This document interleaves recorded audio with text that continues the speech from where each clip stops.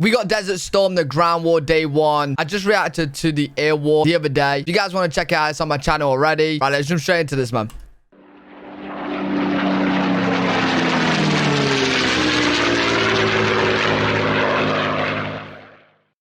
Late on the 23rd of February 1991, Here we go. 10 Special Forces reconnaissance teams of the US 3rd and 5th Special Forces groups crossed the border into Iraq by helicopter. They are to join Green Beret, Delta Force and British SAS operatives already in Iraq. In just a few hours' time, the ground invasion to liberate Kuwait will begin, and these invisible eyes in the desert will report on Iraqi division movements. Operation Desert Storm has been ongoing for 5 weeks. Oh, 5 A weeks? 35-nation-strong coalition formed as a response to the Iraqi invasion of Kuwait has been engaged in a massive bombing campaign against Saddam Hussein's Iraq. With an average of 2,500 bombing sorties per day, the command and control structures and logistics 5 weeks and that many bombing raids per day. That is crazy, to man. Saddam's army in the east have been severely degraded. More recently, the bombing has shifted towards Iraqi troops themselves, aiming to soften them up and weaken their resolve to fight such a superior enemy. Coalition Navy ships have also blasted Iraqi positions near the Kuwaiti coast with naval gunfire.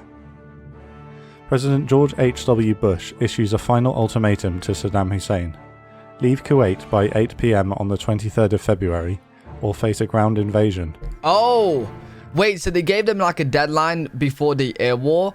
And now they're giving them another one. So they are giving them options to back out. You know what? I don't understand why they haven't backed out there. Because, like, before the air war, you knew what was coming. The air war happened, got absolutely obliterated, right? And there was barely any resistance. Like, there was shooting from the ground and up.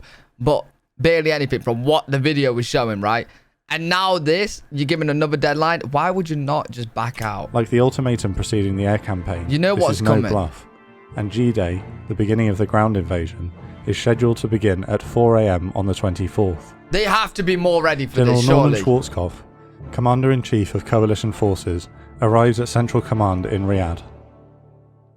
Coalition forces are split into 5 corps along the front line. On the west flank, 18 Airborne Corps, made up of 4 divisions. The French Daguet, a light armoured division of tanks, recon and armoured infantry, including 2 regiments of the prestigious and recently battle-experienced French Foreign Legion. The infamous US 82nd and 101st Airborne Divisions. The 82nd will support the French Daguet as motorised infantry.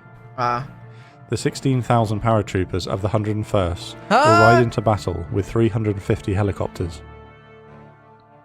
The 24th Infantry Division and 3rd Armoured Cavalry Regiment, bringing a combined 333 Bradley infantry fighting vehicles and 333 Abrams main battle tanks. Right, listen, we're only halfway through on this lineup that we got going into Iraq right now, right? And all I'm going to say is, bro, I don't know if this video is showing it, like, correctly, but it seems like they have no defense.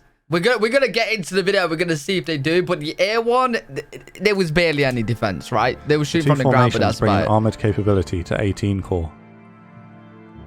7 Corps, in the centre, are the heavy armoured fist of the coalition. The US 1st and 3rd Armoured Divisions and the British 1st Armoured Division are the centrepiece of the battering ram, using Abrams and Challenger tanks. Supplementing the 3 armoured divisions are the US 1st Cavalry and 1st Infantry Divisions, and the 2nd Armoured Cavalry Regiment, with further Abrams and Bradleys, helicopter, engineering and artillery support. You know when he said British right there, I was like, hell yeah, man. We're like the, you know, the lead in charge. Like, we're like the central position, but then it's America, America, America, America, America, Britain. 1st Infantry, we're just at the back of there, the Big Red One, were the first wave to attack Omaha Beach on D-Day in 1944. 7 Corps will roll across the border with 1,487 main battle tanks, 1,384 infantry fighting vehicles, 242 attack helicopters, and 146,000 troops. What, and that's just in that segment right there? 7 Corps, on the border with Kuwait, is Joint Forces Command North, made up of divisions of Egyptian, Saudi, Kuwaiti and Syrian armour. Marine Central Command comprises the US 1st and 2nd Marine Divisions, armed with the older M60 tanks, and a brigade from the 2nd Armoured Division. The east flank is another joint command of mechanized Arab forces from Saudi Arabia, Oman, the UAE, Kuwait, Bahrain, Morocco and Senegal.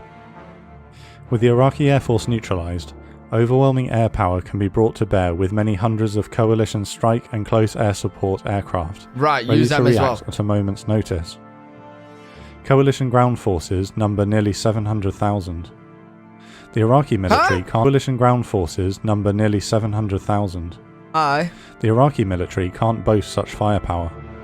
Of the approximately 350,000 Iraqi troops in the region, it is estimated that 140,000 have already deserted, with another 26,000 killed in the ferocious and unhindered bombing leading up to G-Day. Wow, okay. So they had around 300 some thousand, 100 some thousand already gone. See, if I was on that side, I'm already gone. Especially after what happened in the air war, I'm already gone, but... The 700,000 coalition troops, with modern tanks and air power, will face roughly 180,000 Iraqis, armed with tanks that mostly date from pre-1980 and with no air power. Even the most modern T-72 tanks have an effective range of just over half that of the Abrams and Challenger tanks they'll be matched against. Why would you not just surrender? Saddam has positioned his weakest divisions on the border. His elite Republican Guard divisions are positioned further north, with the Tawakalna division the nearest on the Iraq-Kuwait border. If they're to liberate Kuwait, coalition armour will have to face the Republican Guard in the desert. The coalition war plan is as follows. At 4 AM on the 24th of February, G-Day, the left and right flanks will advance into enemy territory. On the right flank, Marine Central Command and Joint Forces Command East will carefully carve entry paths through the dense minefields on the Kuwaiti border and engage the enemy beyond. On the left, the Mobile 18 Corps will blitz north. The 101st Airborne will perform a massive helicopter assault to capture an area 155 miles behind enemy lines, named Objective Cobra, hold it, and build a forward operating base, potentially under fire. Meanwhile, the rest of 18 Corps will advance north by land. The French and 82nd Airborne will capture Objective Rochambeau, another supply route near As Salman, and then As Salman Crossroads and Airfield, so that ground supply trucks can reach the 101st further north. On G+1, the Armoured Fist of 7 Corps will advance across the Saddam line and move north. On G+2, on reaching Al-Basaya, 7 Corps will wheel right into Kuwait, where they'll face the Republican Guard en masse. The Arab forces on the right flank will have the honour of liberating Kuwait City. At 5:30 AM on the 24th of February, the US Marines on the right flank advance across the border. They're immediately met with Iraqi artillery fire. Because they don't have any forward observers or helicopter support, the shells are being fired wildly at the American line, and no hits are scored.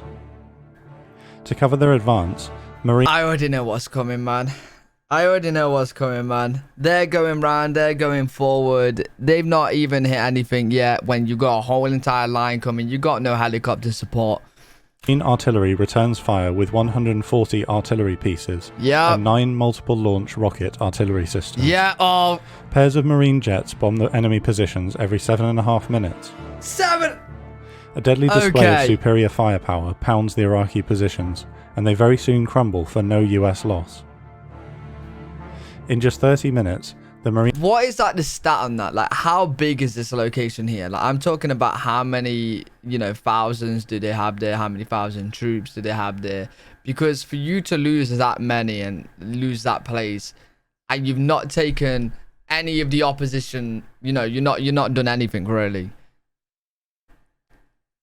Why? Just, you're not prepared. You know what I mean? Like, why even go all this length and lose all these lives? Surrender, man. Marines cover the 12 miles to the edge of the first minefield in Kuwait. 500 engineers will clear 6 individual tank-width lanes across the minefield. 3 M60 tanks fitted with specialist mine-clearing equipment known as combat engineer vehicles and a Mark 154 mine clearance launcher move to the head of each prospective lane. The Mark 154 launches 3 cables laced with explosive 35 yards into the minefield. The explosive cables are then detonated, thereby detonating any mines beneath to carve a line through the field. Really cool. After each detonation, the 3 combat engineer vehicles use ploughs and rakes to clear and smooth the route. Within 45 minutes, the first lane will open. Expecting an Iraqi counterattack within hours, none materialises, and Marines and tanks start to stream through the lanes as they open. Meanwhile, on the left flank, 18 Corps have no minefield to contend with and advance into Iraq. The French Daguet are the first to cross with a brigade from 82nd Airborne. They encounter only sporadic enemy artillery fire from scattered elements of the Iraqi 45th Infantry Division, who are dispersed thinly over a wide area to defend the western flank. Yeah, that's Coalition artillery returns fire. The American paratroopers transmit a message to their French colleagues. Side by side, French and American soldiers will write a page in history. They roll north slowly and carefully to minimise casualties. To their east, the first wave of 106 helicopters of the 101st Airborne, known as the Screaming Eagles, sweep over the border just 10 feet from the ground. 10 feet? They follow a trail of radio beacons dropped by a pair of Apaches and Blackhawks during the night. Wait, 10 feet is really... Wait, that's extremely low. I just realised how low that is. Wait, why so low? 2 Apaches wait for them at the objective area and engage Iraqi anti-air forces nearby. Lieutenant Colonel Richard Cody is commanding the pair, the same pilot who commanded the flight of Apaches that attacked the radar sites on day 1 of the air war. He was also one of the first to cross the border during the ground invasion. Before cautiously moving forward, the area in front of the French advance is blasted by artillery and airstrikes. I'm not gonna lie, this is just total obliteration. I don't know if any of you guys watching this ever played like shooter games or something, but this is like you put the campaign mode on Call of Duty on easy mode. Like very easy mode. Because they're just going in, boom, boom, boom, boom, done, right? Barely any casualties. I've not even heard of a casualty yet, right? It's just, they're doing it on easy mode. Like, this is crazy. And it's just because of, like, how well planned they are, the equipment they have, how well trained they are. It's just... Iowas and French Gazelles crazy. Attack enemy vehicles ahead of the front line and also guide in A-10 strikes. This Vietnam-like tactic is repeated with each advance, and so progress is not the blitz-like speed that Schwarzkopf was hoping for. A nasty sandstorm and rain slows progress further. Almost immediately after engagement, encountered Iraqi forces begin to surrender. There we go. These are Saddam's weakest divisions. They're malnourished and not interested in fighting. Of course. Processing 2,000 surrendered troops slows progress even further. The French and American force continues to crawl forward. The first of the Screaming Eagles disembark from their helicopters a mile south. I love that name, the Screaming Eagles. I actually love that name. That name just screams like, you know what, we're gonna come. You're gonna wait, that sounds so wrong. We're gonna come and attack you, and you lot are just gonna, you know, you're gonna scream. You know what I mean? We're gonna fly like eagles. North of Objective Cobra at 8 AM. They roll 105mm howitzers out the back of the Chinooks and immediately start lobbing artillery shells at the defenders. F-16s and A-10s arrive overhead to help the Apaches hammer enemy bunkers, tanks and vehicles. Under relentless aerial bombardment, 300 Iraqis surrender just 1 hour after the first boots landed. Right, yeah. Wave after Makes wave sense. of helicopters stream into Objective Cobra over the next few hours, bringing more troops, artillery, Humvees armed with wire-guided anti-tank weapons, enormous underslung rubber sacks containing a total of 1 million gallons of fuel, food, water and ammunition. The Humvees set up a defensive perimeter while the base is constructed.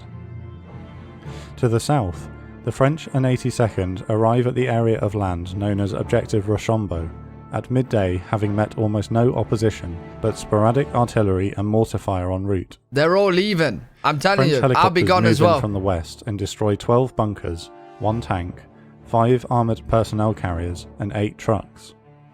Another pounding by artillery precedes the armoured assault on the objective, provoking another mass surrender by the defending Iraqi troops without engagement. Wow. The time is 2:30 PM, and the French and Americans have moved into Iraq and taken their first objective, overwhelming all opposition immediately, accepting 3,500 surrenders and losing only 2 soldiers. Schwarzkopf. Wow, imagine having, how many people they have? 700,000, and the Iraqi side, they have 100 and something thousand. Surrendered is 3,500, and you lost 2 soldiers. That is, I swear that's like unheard of, right? In like war, that is just unheard of. Is unhappy that this walkover wasn't performed fast enough, and demands that the advance on As Salman is sped up. What? You want it quicker? It's a similar situation on the right flank. M60 tanks and marines are now through the first and second layer of minefields. Artillery continues to batter enemy positions, including aircraft-directed counterfire against enemy artillery pieces. A captured Iraqi colonel describes the dispositions of his remaining forces. The minefield itself claims 9 tanks, but no marines killed. Wow. On the left flank, a convoy of marine vehicles is attacked from behind by M60 tanks in a friendly fire incident. Are mines designed to like just break the equipment then and not really like blow it up? Because I thought if you step on a mine, like for like a tank example or a vehicle, it will like the whole thing will blow up, so the person inside will obviously, you know, blow up as well. Is it more, are mines more like a tank strong enough to like withstand that, you know what I mean? With 55 So rounds fired, 2 trucks and an assault vehicle are destroyed, killing 1 marine. A strange case of luck that the tank gunnery was so poor in this case. To the east of the Marines, the Arab forces of Joint Forces Command East are also through both minefields and have also met little opposition and mass surrenders. The Iraqi forces in this area are of similarly poor quality to those facing 18 Corps, made up mostly of enforced conscripts who don't want to be there, especially given that they've been thrown into such a hopeless situation against such a superior enemy. Yeah, they have been forcibly thrown into a war with pretty much, yeah, this is just insane. It's just obliteration, really. You'd be dumb not to surrender. I'm not gonna lie. Like if I was, I'm 100%. I'm waving the white flag, my T-towel. I'm done. You know what I mean? Speed of the Marines not even gonna bother. Presents a problem for Schwarzkopf. Even before midday on G-Day, he estimates that his right flank is 8 hours ahead of schedule. The Egyptians of Joint Forces Command North on the Marines' left and the armour of 7 Corps further west are not scheduled to cross the border until the next day, G+1. However, the speed and depth of the Marines' advance has left their left flank vulnerable to attack, or worse envelopment, by Iraqi armoured divisions just west of them. Schwarzkopf makes the bold decision to move the central assault forward to today at 3 PM, just 2 hours away and 15 hours ahead of schedule. British 1st Armoured Division rushes to join the rest of 7 Corps on the front line from their staging area 60 miles behind the line. The last-minute time change carries logistical risks, but the enemy is weaker than anticipated and the advantage needs pressing. Scout helicopters begin to move into enemy territory to spot Iraqi units. Across the front line from 7 Corps, 2 brigades of the Iraqi 26th Infantry Division have set up defensive positions in the shape of a triangle looking down a slope towards the line, with mortars and towed artillery to the rear. This seems like their best position, right? Of what we've seen so far, this seems like it's going to be the hardest like battle right here. Similarly entrenched, the 31st, 46th and 48th Infantry Divisions lie in wait northeast of them. They occupy a system of defensive fortifications, trenches, bunkers, minefields and barbed wire known as the Saddam line. At 2:30 PM, 30 minutes before the breach is to begin, the most ferocious artillery barrage in recent history is unleashed against Iraqi positions. 13 artillery battalions fire 11,000 rounds. Multiple launch rocket systems also open fire, launching rockets that travel to and dispense 650 bomblets over the target area. 10 batteries devastate the Iraqi lines with 650,000 bomblets. Oh my god. The bombardment lasts until 3 PM, and 7 Corps crosses the line into enemy territory. Wait, that's the it done? 334 Abrams and 224 Bradleys of the 1st Infantry Division are the first to engage, firing fearsome volleys of rounds into the Iraqi trenches and bunker positions. For the first time, the defenders don't surrender and return fire with tanks, artillery, anti-tank guns, small arms and RPGs, albeit disorganised and inaccurate. 2nd Armoured Cavalry lead the left flank's advance and meet similar resistance deeper in Iraq. Under fire, combat engineers hastily clear lanes across the thin minefield, and vehicles of the 1st Infantry move across. On reaching the Iraqi trenches, the Bradley infantry fighting vehicles don't dismount their infantry to clear them. Instead, armoured bulldozers turn left and right and move up the edge of the trenches, using ploughs to push the piled up sand and dirt back into the trenches, filling them in. No way. This tactic is controversial because 150 Iraqis who don't surrender are buried alive. Oh my god, bro. This is mad. This is actually mad. Bro, this is wild. Like, the air war was wild, but the ground war, they're just bullying them. Now to the point where they're in the trenches, they're just driving their machines and pushing dirt onto the trenches to back. By sunset, the 1st Infantry have broken through the Saddam line in multiple places, capturing 550 troops for only 2 casualties. Wow. With safe lanes marked through the line, the armoured divisions begin to move up to the front, ready to begin their mighty punch into Iraq and Kuwait. It just doesn't sound real. It's 700,000 versus, what was it, 180,000? 4 casualties. Doesn't sound real. While Schwarzkopf is happy with the almost unbelievable lack of casualties sustained on day 1, he is unhappy with the slow speed with which the French have advanced in the west, and 7 Corps in the centre. The rain and sandstorms have certainly slowed progress, but the common theme across the whole front is that the weak and unmotivated conscript divisions on the front line are surrendering in such high numbers that it is taking time to process them. Yeah. But the invasion as a whole is still hours ahead of schedule. Bro, the guy's just annoyed that the actual sergeant or whatever you wanna, I don't know what he's actually called. The main guy, he's just annoyed that it's taking so slow because they're surrendering so much that they gotta, you know what I mean? It is this sounds horrible, but he would rather them be quicker and kill them than them surrender. But because they are surrendering, they're not just gonna kill them. You know what I mean? That's just inhumane. So like, yeah, this guy is just like, oh my god, man, they're surrendering, bro. It would just be easy just to go forward. And most importantly, many of the coalition's armoured divisions will be across or crossing the minefields and the Saddam line during the morning of day 2. The ground war of Desert Storm has got off to a near perfect start, but in day 2, the coalition will face motivated and armoured Iraqi opposition, including the respected Republican Guard. Aye. So this is like the big battle coming up then next. Okay, we definitely will be checking that out. He says near perfect. I don't know how you can get any better than that. I can't lie. From what I've just witnessed, that was absolute obliteration. But really good video. Enjoyed that. Hopefully you guys enjoyed it as well. Let me know what you guys think in the comment section. Let me know if I missed anything. I pretty much always do. But yeah, ground war day 1. We'll definitely be checking out day 2. Make sure you stay up to date on the channel. Make sure you guys subscribe so you don't miss it. I'll see you guys in the next one. Peace.